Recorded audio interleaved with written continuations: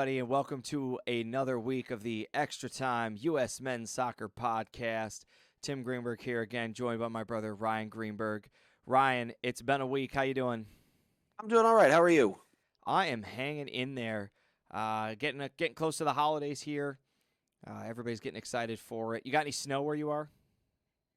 Actually, yeah, it did just snow earlier today. We have probably, not even really that much to matter, but the ground is white, which is what matters. Yeah, I got nothing here. It's been chilly, below freezing in the mornings, above freezing during the day, but no snow yet. But I digress. We are going to talk about the Bosnia game, getting some of the facts out of the way. Obviously, the U.S. men's national team, I believe it was 17 wins in a year right there. That number, 17. 17 wins in a calendar year. It's a big deal.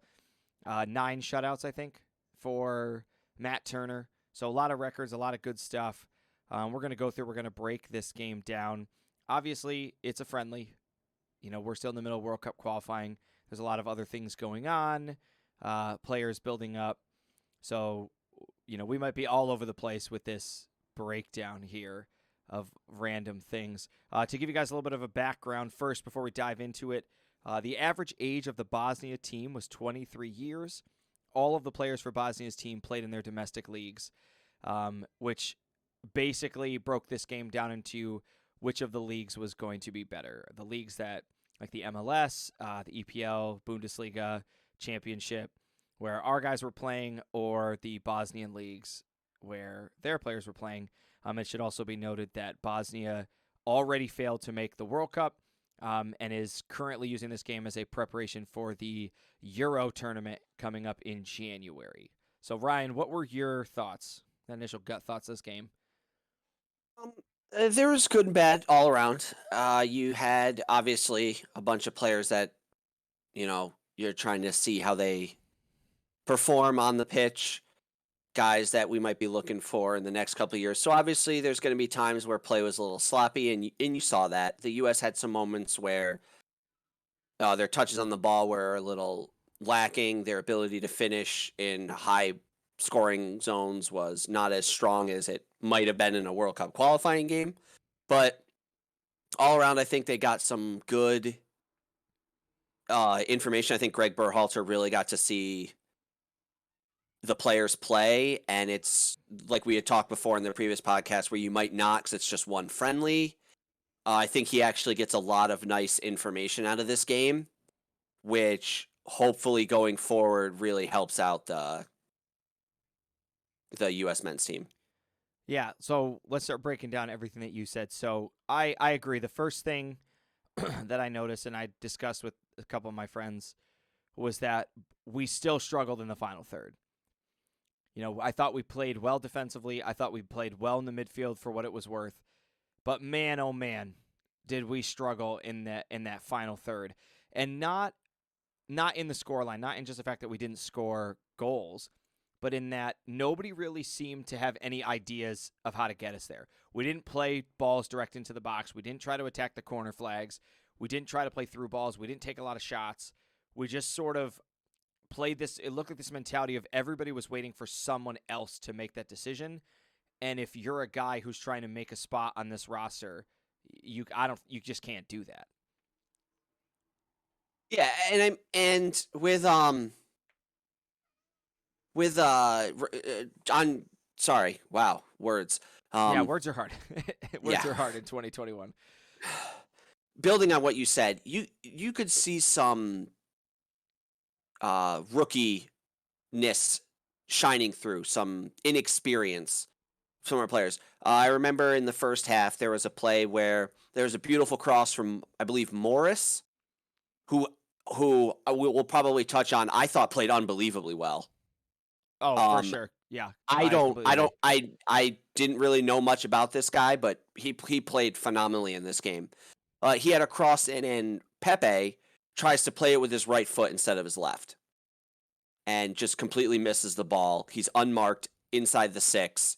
That should be a goal. Right. And this is going to be weird. I know what you're talking about. I thought it was Morris too. That was actually Brooks Lennon. Morris and him overlapped a lot. So That's right. But Morris did play a whole bunch of balls into the box. And so to not take away with what you're saying, because your point wasn't that it was Morris or Lennon. Your point was that Pepe can't miss that. And I agree. Yeah. And we're looking 13th minute. It's one of the things I had marked down. Again, Morris, Lennon, great buildup down that side. They get the ball in deep. It is just after Morris has already played a threatening ball into the box that we almost scored on. They do the 1-2. I mean, the ball's coming right across. It's on the ground. Yes. You can't. Even, like, I remember thinking to myself, you don't even have to, like, make a striking motion at that. Just let it hit you.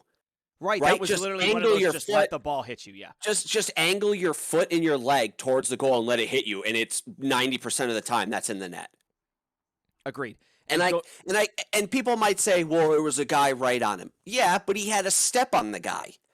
Yeah, your goal Right? side of that man, you're inside So- him. The guy has to foul you because he's to your Correct. right. So as soon as the ball had crossed Pepe's body, that guy can't get it. He's Correct. in order to get, he's gonna have to foul him. And the goalie didn't come off his line, so the goalie's frozen there.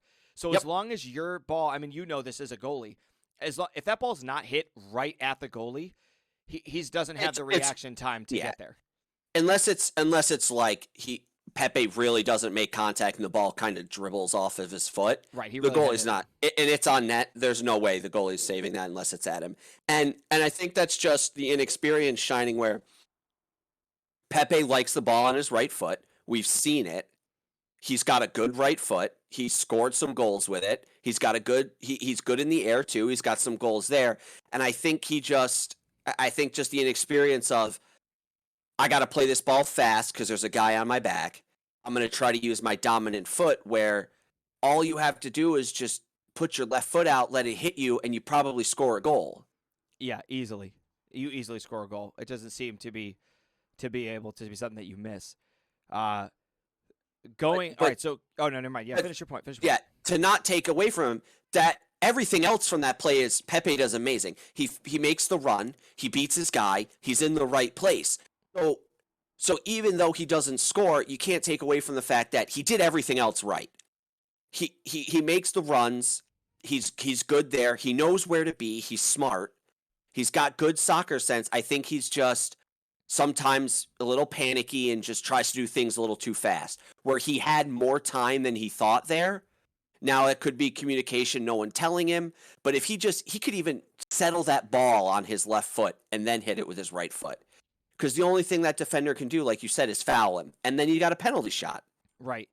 And going forward from there, and it's one of the things that you notice. So if you're Jordan Morris playing on his right, if you're Brooks Lennon making those overlapping runs, if you're Jesus Ferreira out on the left, you hit a ball that nice into the box and your striker can't finish, there's got to be at least a little bit of thought in your head of, what am I supposed to do now? Because it couldn't get any better than that. That ball was on a silver platter, just touch it in. And especially a ball like that to someone who's wide open. Now I can see playing a great ball in, a perfect ball in. But if the guy's heavily marked and he like gets a touch on it and he misses, that's one thing. But Pepe beat his man. He's wide open. Right. On the 6-yard line. Like, I'm having Wondolowski moments all over again. Oh my gosh, yeah, I'm having palpitations over here. Right? Like I get it's not an important game. It's a friendly. But you're using it, you want to show the coach you deserve that number 9. We don't have a number 9, a real number 9. Right, and that is something you and I had touched on before this, was that was one of the spots we felt was actually up for grabs. The midfield, no shot. Defenders, most likely no shot. Maybe you're playing for a backup defender spot, right? And you're going to kick the guy on the bench off. Those striker positions were completely up for grabs. And to move into the next thing that you had said, I 100% agree with Jordan Morris. I'm hoping that we see Jordan Morris in the January camp and in those games. Unbelievable. Absolutely unbelievable. I mean, I got on here. He had 2 dangerous chances in the first 7 minutes of the game.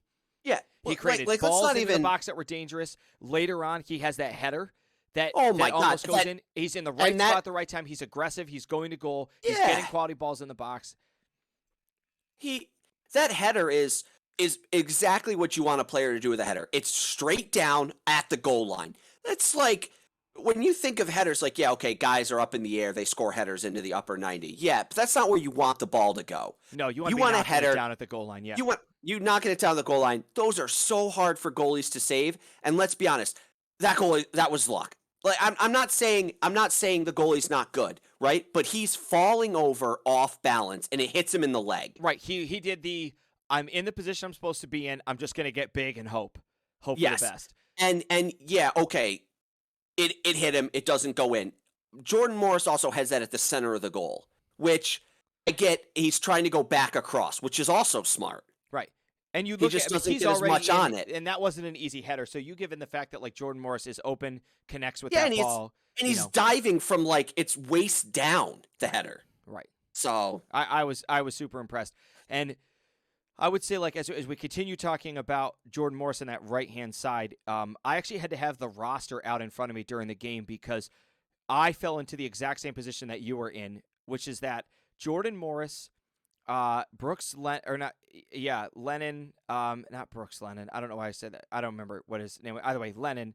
It could be Brooks. I can't remember. But Lennon. yeah. And then there's another guy who was playing up in the midfield, who is our right midfielder. Roldan, Christian Roldan. And Yes. all three of them played the same position when we attacked. And to me, that was a little too confusing. There were moments on the right-hand side where it felt like we lost our shape and everybody was trying to do the same thing. I noticed it again on the left-hand side. Ferreira running into the same space that our left back was running into, right? So like when George Bello was pressing up, he's running into the same space that Ferreira's in. I can't remember what was our left mid. That was Cordoza played center mid. Who played? But that on the goes left back mid? to these guys haven't been playing. Oh, Kellen Acosta was up there too, right? So because Kellen Acosta's up front. Yeah, but this goes back to that whole guys aren't playing with each other. So like Ferreira might be thinking this is what I'm supposed to do in the games when I play like with the men's starting 11. And Bello might be like, well, I want to show the coach that I need to be on the team. So if I make this great run, 100%. So like stuff like that's bound to happen. And I'm sure Greg Berhalter looks at it like, yeah, okay, they ran into the same space, but are they doing what I want them to do? And if the answer is yes, it doesn't really matter that they're running into the same space. Well, yeah, but to me, the answer is no. Like I was concerned that the tactics of the coach were not clearly communicated. You got three guys in the same space making the same runs over and over. First off, one of them's Kellen Acosta, which we can talk about in a second, but that guy was lost all game, like painfully lost all game. But not to try to change it. So like I think that like you're right. Obviously, you're right. We got new guys. We're playing with new tactics. We're trying to figure out what's going on. I would have just liked to see either we don't know what Berhalter's communication was. Either clear communication from Berhalter into the tactics he wanted, or someone on the field taking charge of what that was supposed to look like. Because it was pretty apparent in the first half that we were trying, we were just failing miserably at holding any kind of a shape when we attacked with the ball. Yeah. No, I do agree with you there. There was there's that sloppy moment the sloppy moments I was talking about. There were times where the shape was gone, non-existent. You've got midfielders in the striking position, strikers in the midfield position. You got a left back who's up at striker, and it happens. But you also have to remember, like, yeah, okay, maybe they do have clear tactics. Maybe Berhalter was Just pretty doing like go for it, right? Guns out. he might not even been that. He could have said, we're going to play like this. I want everyone to play like this. But then if you're a left back and you see a wide open space that you can run into, you can capitalize and get a nice ball play to you so you can make a nice cross. And you're one of these guys that's not on the starting 11 or the roster for the men's team, and you want to be on it. Do you make that run? Yeah, it's even if it's not what the coach's strategy is, I still think you make that run. I agree. Because you want to show them like, look, I know this isn't the style we're playing. I saw an opportunity. I took the space. And especially if Bello makes that run, like even if Ferreira's there, if Bello makes that run into that empty space, gets a ball, plays it in, and the U.S. scores, even if that's not the style that Berhalter wants, if Bello goes to the coach like, look, I saw empty space. I knew I had an opportunity. I took it. I took the initiative. I played a great ball in. We scored. Can you really be mad at him for it? No, because I mean we're jumping way ahead now, but that's eventually how Joe Bassett got that goal, Yeah. right? The left back coming up, getting a ball to him, hitting a great shot on net, and having the rebound get tucked in. Yep. So yeah, And no, that's I certainly can't blame anybody for saying I'm a young guy, I got a lot of passion, I want to earn my spot, and I want to try to make this roster, so I'm gonna get anything that I can. It was in that token, it was extremely discouraging. I mean, this is like we got to get rid of Count Acosta's got to go. Like drop this guy from the roster. Oh my gosh! now. I mean, he didn't. I'm telling you, Does, his positioning didn't make any sense. So everywhere he was on the field made no sense. does Ryan, he draw this the guy, red card? we got a lot now. We can talk about that in a second. First off, Kellen Acosta didn't connect passes. Like I watched, it was like watching Michael Bradley back in the midfield. I was gonna say every team needs a Michael Bradley. But I'm sitting here with Dad, and I'm looking. I'm like, I'm counting, and I'm like 5, 6. He's at like 5 or 6 continuous possessions where it's an immediate turnover, and we're talking hospital balls. Now, I mean, how many times did you watch? Remember, he's not playing with the same guys, and I get that's not an excuse, right? If you're on our starting 11, which he has been numerous times, right? There shouldn't be an excuse where you play the ball to no one, or you play a ball that almost like gets one of your teammates injured. Dude, he drops into Tyler Adams' position. He goes to play the ball across the back, and he hits a hospital ball like 15 feet, and it gets picked off. Yeah, and there isn't an excuse for that, but at the same time, I'm not trying to defend him because just like you, that was a game for him. I'm not even sure he knew where he was in the United States, let alone if he was on the same pitch. Right. Oh, for sure. I mean, my note on here was Acosta hasn't had a single good touch yet, and we're 25 minutes in. Yeah, so they are all different guys. Obviously, everyone plays a little bit differently. But again, that no one else seemed to have that problem, really. No. What other U.S. player? That makes it more frustrating. What other U.S. player out there played almost every ball abysmally? No one. I mean, so my note for Cardoza at this point in the midfield, my only concern with Cardoza was that the balls that he was hitting, he was like floating to players. So he definitely didn't have the experience of like you got to strike the ball and drive it to him. He hit the right passes. He was looking to the right position, but his balls were all like floated, so they weren't as dangerous because by the time they got there, the guy was in coverage. But all right. We'll just jump. I'll go to the next thing. That's not a red card. Yes, it is. That's it's not a red 100%. Card. No, sorry. You slow it down. You watch it. It's from behind. It studs up right into the back of his ankle. That's a red card. You throw him out. Absolutely not a red card. So that tackle we've seen 100 times. He's not doing it maliciously. He's not throwing the tackle at full speed. His leg's on the ground. Like it doesn't matter. It studs matter. Right. I'm sorry. No, you're not gonna get me on a studs up one with this one. No. Disagreeing. The rule book states. The rule book states tackles. You literally said this last time on our podcast. If the rules say something, you have to do it. There's no ifs, ands, or buts. If it's a star player, if it's a tight game, if it's a world class game, if it's not a world class game, the rules say studs up from behind is a red card. That guy went through Acosta, studs up through the back of his ankle. That's a red card. This is a very loose. This is the loosest red card that I would have ever seen given. I'm not saying it should have. I'm not saying that I agree that I like the guy getting thrown out because yes, it is a friendly. But unlike Alexi Lawless, who's like, oh, just if both teams agree to put a guy back on and not be a red card, let him back on. That's the dumbest thing I've ever heard. I can't even. I muted halftime. I just Stuart Holden said it great. He's like, Alexi Lawless just wants to be a goon because it's a friendly doesn't mean you should just be able to go out there and hurt someone. Oh, you correct. shouldn't. Correct. But also, I didn't get the impression when I watched that tackle at full speed, that tackle was no different than most tackles. So when he threw the tackle, I was like, here we go. He's just going to get the yellow card. He's going to get the warning. And when the red card came out, I lost it. I was like, what a joke. Like, this referee's got no idea what he's doing. He's not in control of this game. It's a friendly. Dad comes in. Dad watches it. Dad goes, yeah, I don't know I don't see anything. I don't see anything in this. Now, I understand. It doesn't matter if it's malicious or not. But it does. Like red cards are for the intent to hurt another player. Throwing a tackle not is in dangerous. Not in this sense. The rule book says behind studs up. Anything from behind if you come through the back of a player with your studs up, is a red card.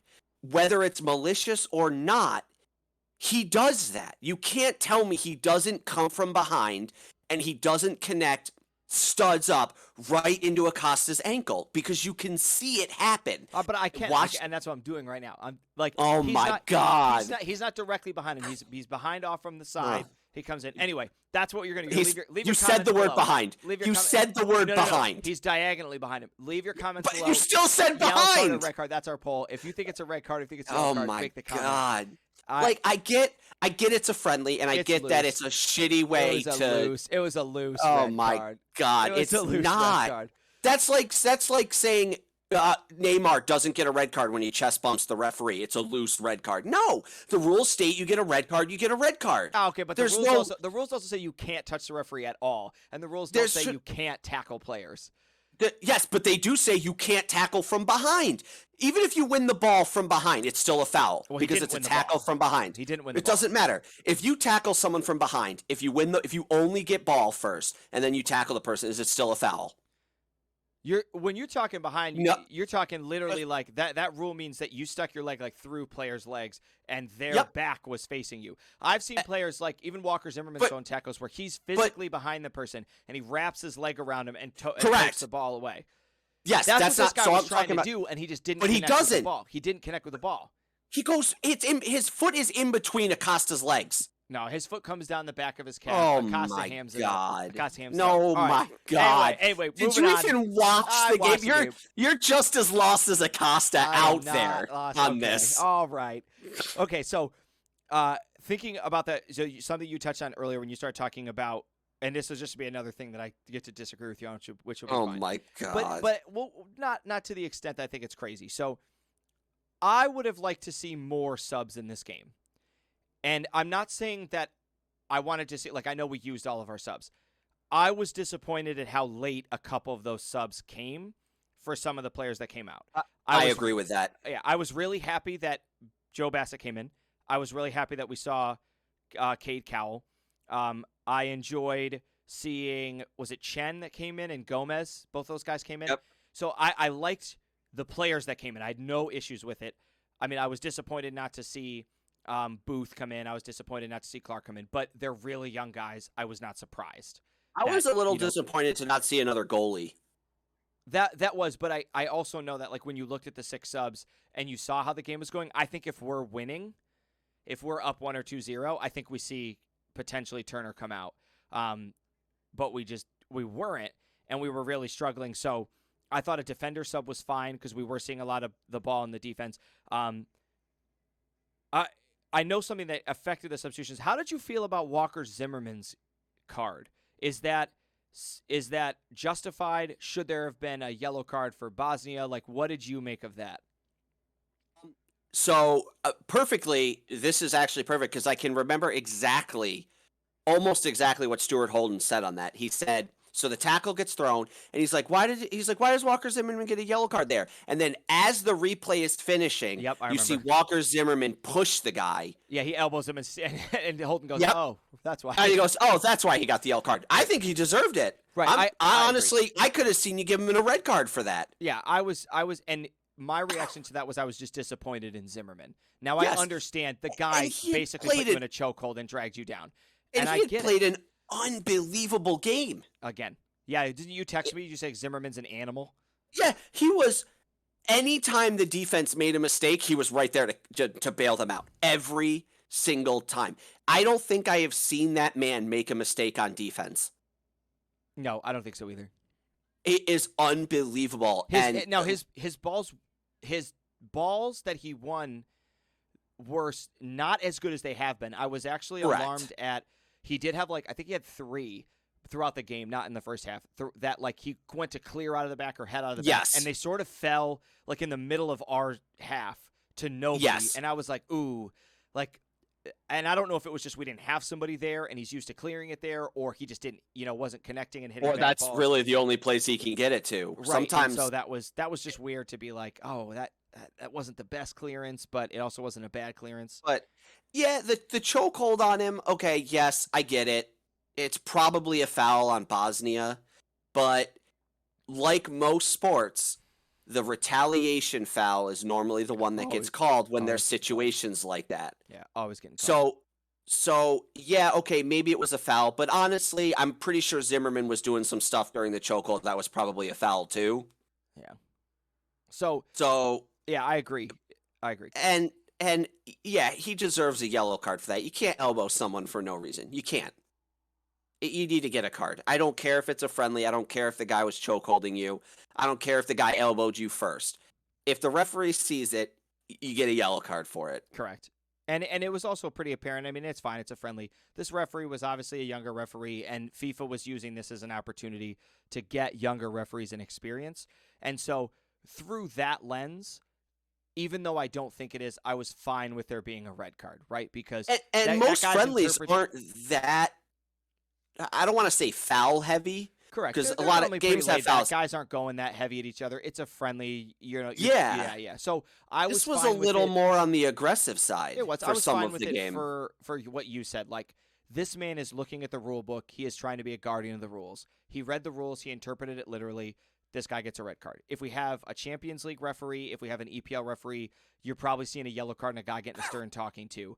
But it's You but still but might see a red you card. still might. But so it was fine with it. Zimmerman getting a yellow card, absolutely fine with it. Right, that kind of stuff in a friendly is just not acceptable. But going back to the subs that we had talked about. No. Let's say this though. So if there is a Champions League ref in that game, and he throws that guy out with a red card, do you still think it's not a red?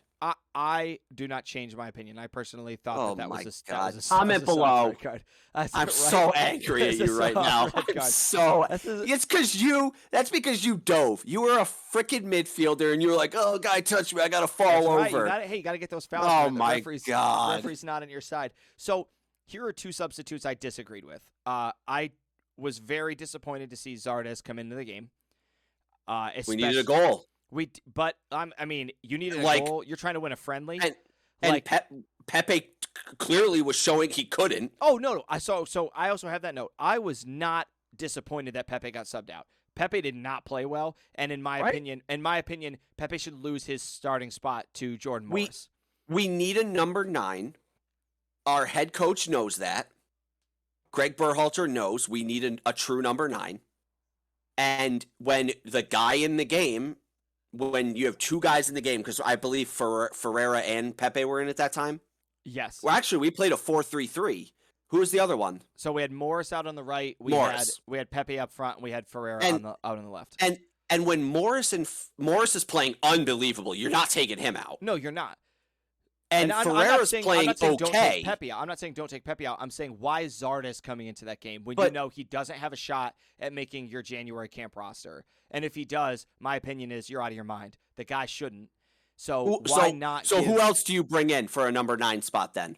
I would be looking at bringing in Cowell, Clark, or Booth in that position. Now I know Cowell comes in, but I would have been fine seeing him play as the point striker.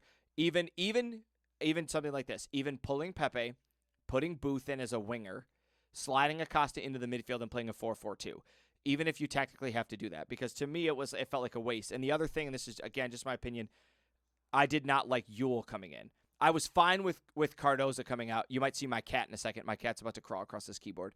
I was fine with Cardoza coming out. He didn't play great. He didn't play bad, but he did fail to make any kind of a meaningful impact, and you didn't hear his name a lot from the commentators.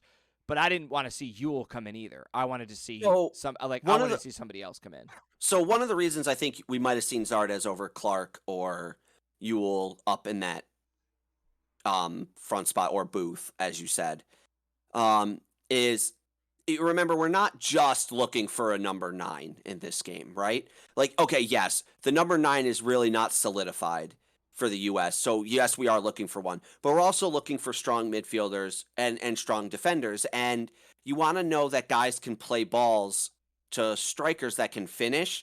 And I think if you bring Clark in instead of Zardes, you don't have that dangerous target. Mm-hmm. So instead of working on every role on the field at once, you're just focusing on the number 9. And with one friendly, I think Berhalter wanted to be more diverse and look at everything as much as he could, Right. instead of just being like, well, we'll just focus on a number 9 and I'll deal with the rest when I have to deal with the rest. And if that was the case, I think you would have seen all 3 up front come out and a whole 3 new ones go in. But Right. I think I think because we saw a lot of midfield subs, a lot of midfield, a lot of defense, um, shows what Greg Berhalter is really looking for. So he may have a number 9 in mind, or he was so impressed with Morris that he's like, I don't need to worry about a number 9. It might be him. And I wouldn't be surprised if we see Morris make the starting 11 and in the January roster and possibly playing in those World Cup qualifying games. Yeah, and I would hope so. And I think it also goes back to something you and I talked about when we picked our starting lineups was as frustrating as it is to see Zardes, you did need somebody else up front with some legs to see like what Kincaid Cowell do. It's the reason Zimmerman's in the back. Correct, because you're not going to see the reason he played the whole game. Right. Yep, you need to know how well the defense plays as a group, and who better to help that than the person that literally makes your defense play as a group. Right. And I mentioned earlier that I said Justin Chen. Chen did not come into the game. It was Reynolds that came in. Okay. And Reynolds, he makes that, and I think you remember it in like 66th minute. They have that nice like build up, like that triangle passing that happens out on the right, and they go like boom, boom, boom, and they're in the box. He creates a great run, and then after that, like I felt like things started to pick up a little bit. We started to be a little bit more direct. I still wanted to see more balls clean in, but when you see the goal at the end and Bassett gets it, that's what happens. It's like the first time in the entire game that we're like, we take 2 or 3 touches in the midfield and we just service the ball into the box. Sure, it's on a shot. What happens? Goalie gives up a rebound. Bassett's following up his run. He just taps it in the net. It felt great, right? Like because and here's why it felt great. 1, it felt great to just walk away with the win, 17th win, all that other stuff. But 2, last game of the year. Last game that game was so boring. Like the fact that I had to watch that game was like, man, if we don't win this game, I don't even know what I'm going to do because I said that so when we were boring. talking about the team and you were asking what I thought and it's a friendly. I'm like, I wouldn't be surprised this game ends 0-0. It's a friendly. Well, the last time we played Bosnia in a friendly, it was 0-0. Yeah, so it's a friendly games. You don't see all these goals because excitement. I don't need goals. Nobody's playing that helps give that excitement because you don't know any of them. Right? Like, how many guys out on that field could you say you knew a lot about at one time? 4? Yeah. Right? So it's just Lawless getting to me, right? He's getting me fired up and just wanting to say nonsense. I gotta get him out of my ears. Get out of my head. And then everyone's like, well, the U.S. was playing a man up from like the 30th minute. Why didn't we beat them by more? You know how hard it is to score on a team with 10 men because their whole purpose turns into 10-man defense. Right. And this is actually a really good point, and it's something that I do want to talk about, which is we talked about the United States struggling in the final third.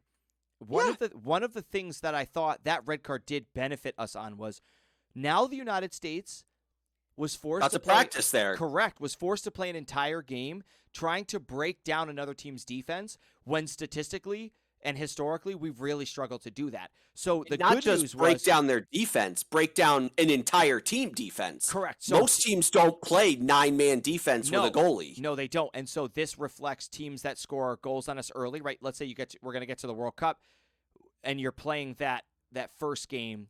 It's against the worst team in your bracket. They go guns out. 10 minutes in, they get a goal, and they pack it in. Yep. Are we in trouble? You know what I mean? Now, granted, maybe this set of 10 guys would be in trouble, but it's still something that the United States historically has struggled with. We've struggled when teams pack it in. Because you could see it in the Honduras game, right? Honduras scores first, goes up 1-0 against the U.S. They pretty much packed it in. Oh, yeah. They started the whole – because they were leading at half. From after they scored to the end of the first half, they are playing straight defense. They come out in the second half playing mostly defense. Yeah, they get a couple breaks like on the rush, the counterattack, but it's mostly just the U.S. pounding away at goal. And then what happens? The U.S. manages to break through, blows the game open, wins 4-1. Right. Now, obviously, Honduras isn't a team like Spain. If Spain goes up 1-0 and decides to pack it in, the U.S. could be in trouble. Yeah, like because what are we you going to really do? haven't shown that we can break through a team's defense when Right. they're playing everyone back. And I know that this is like an extreme example, but you look at a team like Belgium, right? They're the number Yep. one. I mean, yeah, sure, they're the number one ranked team in the world right now, but Belgium gets a goal and they pack it in on you. Their counterattack is not, I mean, Kevin De Bruyne on the counterattack is not going to be fun, not for anybody. I mean, I love Walker Zimmerman.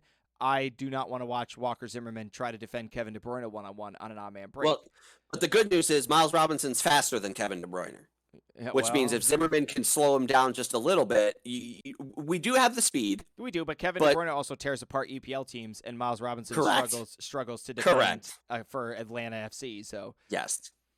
um, yeah. So I mean, we both agree that the subs came on a little bit too late. I did like the subs that we saw, with like I said, with the exception of Zardes and Huel. Um, I didn't even mind Yule. I thought that was fine. I know you weren't a I big mean, fan 'cause he's got all these caps and I you've just never even heard of yeah, the man. well, it's just like I'm over But I'm over that. I mean, I was over. Well, and so here I will say this. I will concede this. I was not excited to see Lennon in that starting lineup, and I was very excited with the way that he played. I was really impressed at how dangerous he was on the overlap, doing things that Christian Rodon should have been doing, and Christian Rodon wasn't able to do. And I was surprised. So if I had to pick a player of the game that truly surprised me, I'm going to say Lennon. The reason I'm not saying Jordan Morris is because I was expecting Jordan Morris to be this dangerous if he was healthy. And the good news is I think that's what we saw. Is he at 100%? No. He was some I'm of his wondering how dangerous he gets when if he makes the starting 11. Because imagine guys like Pulisic and um like Weston oh McKinney up God, there, Timothy Weah up Weston there. McKinney, Yeah. Timothy Weah, Tyler Adams helping. Like this man could put up the So goals do we you need keep out him of a on the number right? 9. Do you keep him on the Yes. right, or do you don't slide him into the center? Uh, honestly, from the way he played, put him anywhere up there. You think Pepe's going to lose his starting spot? He might. If Pulisic is healthy, but Pulisic hasn't been playing all minutes yet. He's getting subbed in late Mhm. still. So if that happens, I think you might see Morris and Pepe start up front. And then when Pulisic is time to come in, you see Pulisic come in for Pepe. Now, if Pepe's having a great game and Morris isn't, yeah, okay, Pulisic could come in for Pepe or for Morris, right? It happens. Guys might not be playing as well. You might see that, but you could easily see Pepe Morris up front, Morris Zardes Yeah, I was up going to front. say, I think one of the things that I sort of have to concede here is if it gets us through qualifying, it gets us through qualifying. I would not be surprised if Zardes was now our starting number 9, even though he's kind of on his way out, because the reality is we got to get this job done. And if Pepe's not going to put the numbers up and he just needs a little bit more time, I wouldn't be surprised if you slid somebody into this, like you put Zardes in the center, and then you had like Timothy Weah and Jordan Morris playing on your wings. Who did we have playing out on the left? Well, Weston McKinney was playing, but he was playing left midfield. Who was that left striker for us? Was it? It's not Timothy Way, right? No, It's Timothy Weah was playing on is the it right. um uh So many players over the last month. it's not Yunus Musa? Nope, Yunus Musa was playing center mid with Center mid. Acosta and Adams. I mean, I know Pasilic will play that role. Well, I mean, you Pasilic could will put play. Aronson out there. Yes, there we go. So Brendan Aronson played out there on the left, and then man, I'm really losing my mind. Anyway, but yeah, like I wouldn't be surprised if we saw it, and I think Jordan Morris could attack the center, but All right. yeah.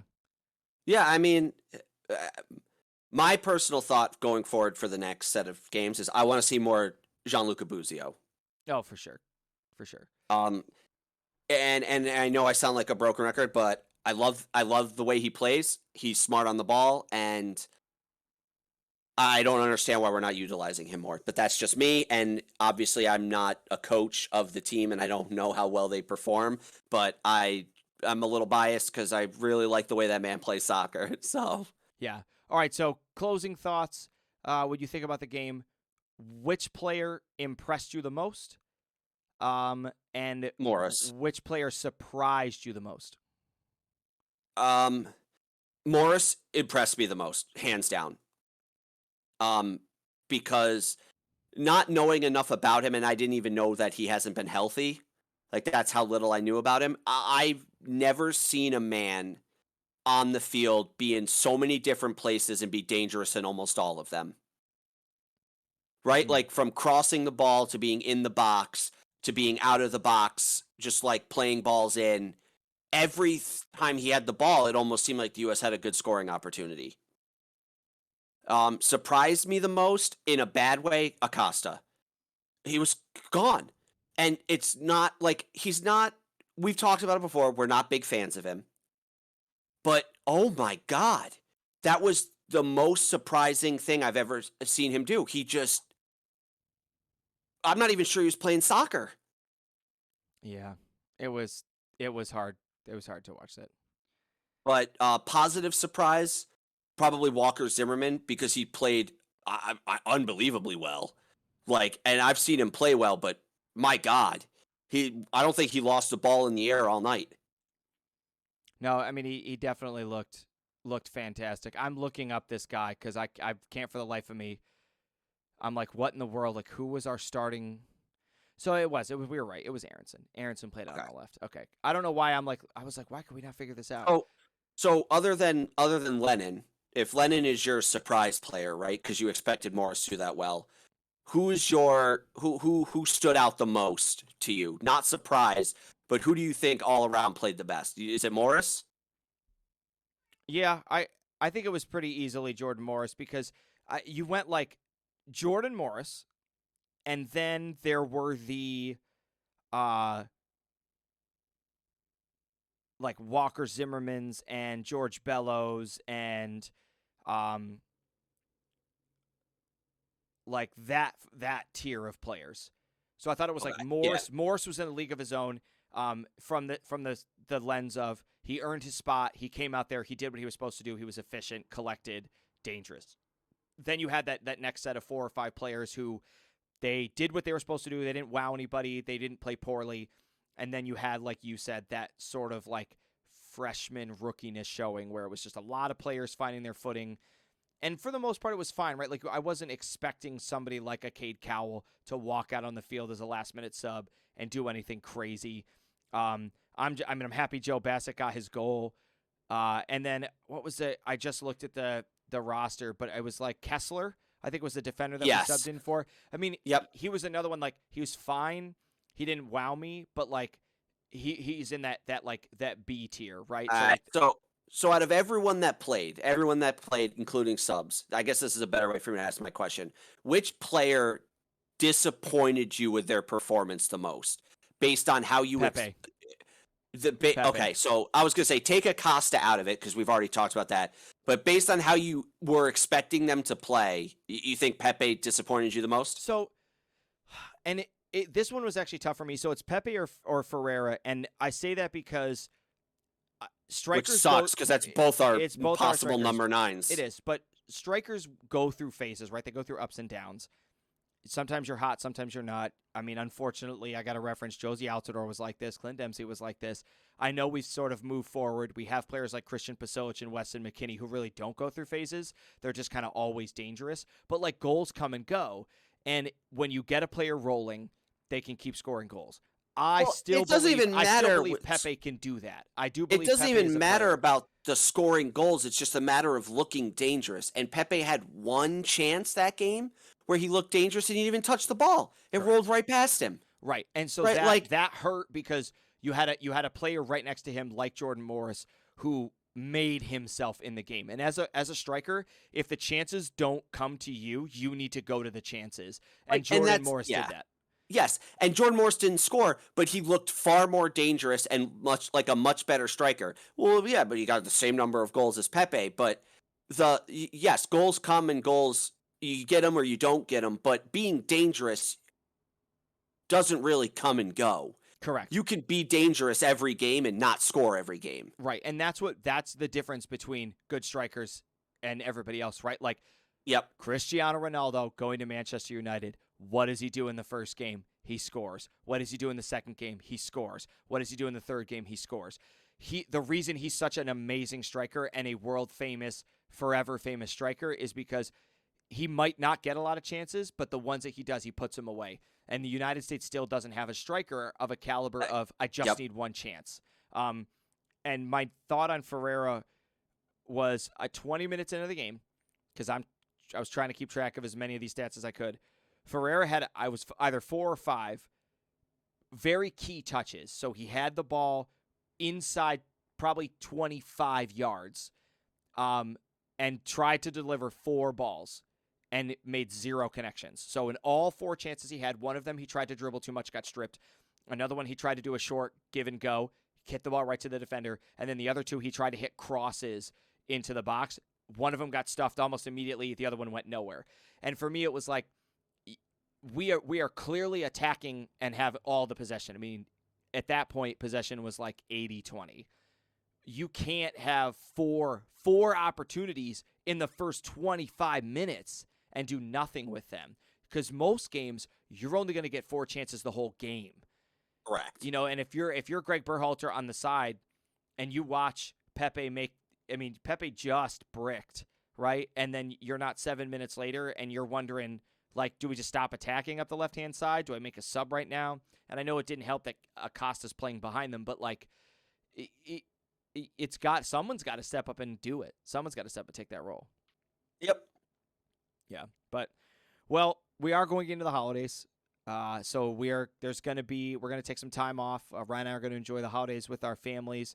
We're going to obviously not have one this coming weekend. That's why this video is already so late. I know everybody's pretty busy, so we thank you guys for tuning in. Again, make sure that yellow card, red card. Make sure you get those comments in below here. It'll be my Christmas gift, right? So we're just hoping everybody has a happy and safe Merry Christmas. If you've been following sports, you know things are on the rise. So just be smart, be safe with your friends and family. We hope that everybody gets to enjoy it. Has a Merry Christmas and a great New Year. We appreciate you tuning in. Ryan, anything you want to say as we close? No, other than I think you covered all of it. Everyone just stay safe, have a nice holiday, and hopefully we'll see everyone next year and from some more U.S. podcasts. That's right. And this will probably wrap up this season. This is the end of the 2021 year. So we'll come back season 2 of the podcast with the rest of our FIFA World Cup qualifying. Have a Merry Christmas and Happy New Year, everybody. Yeah.